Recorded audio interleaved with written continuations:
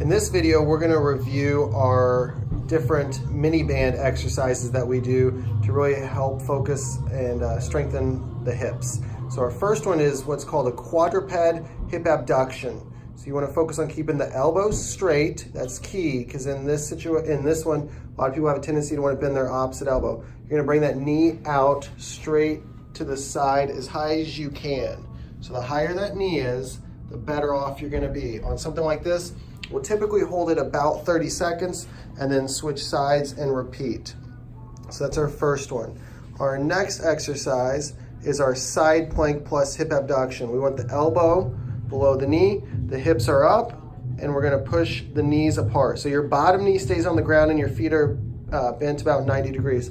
One thing that we wanna look for on here is to make sure the hips are pushed forward so we're not bent at the waist. So we want the hips pushed forward right here. Side plank position, hips up high, pushing the knee apart. And then from there, we're gonna do, this is our sideline hip abduction. So the key here, the hips are stacked on top of one another.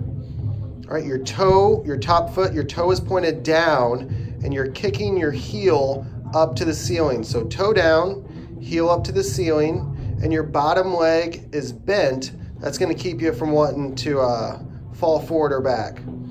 From there, you're gonna lie on your back and we're gonna do a supine hip extension plus adduction. So with that, you're pushing your heels down into the floor. The knees are bent about 90 degrees. So you're pushing the hips up and then pushing the knees out. What you're not doing is overarching at the low back. Now we'll do this a couple different ways. One would be like Emily's doing with 5-second holds at the top. Sometimes we'll also do this with just a straight 30-second hold at the top. So those are just a couple different variations that we use. All right. The next thing we're going to do is a standing lateral band walk. So on this one, you want the knees bent. You're almost up on your toes. All right. You don't want your feet to, you don't want your toes pointed out. So you want your toes pointed straight ahead. Notice how on this one, Emily's hips are staying parallel with the floor. You want to go nice and slow so that your hips aren't shifting side to side. You want to keep those hips parallel to the floor. On this one, the feet also never come together.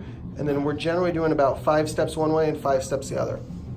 A variation of this is our forward and backwards band walk. So the feet stay shoulder width apart. We're taking small steps. On these two exercises in particular, we want to really focus on going slow. So we're not rushing through things. So on this one, again, we're trying to keep the hips parallel with the floor. And ideally, we're taking about 6 steps forward, meaning 1, 2, 3, 4, 5, 6, not 6 on each leg, just 6 steps total forward, and then 6 steps back.